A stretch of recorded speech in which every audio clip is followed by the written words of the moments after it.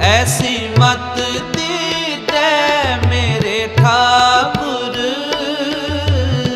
सदा सदा तुध ध्याई।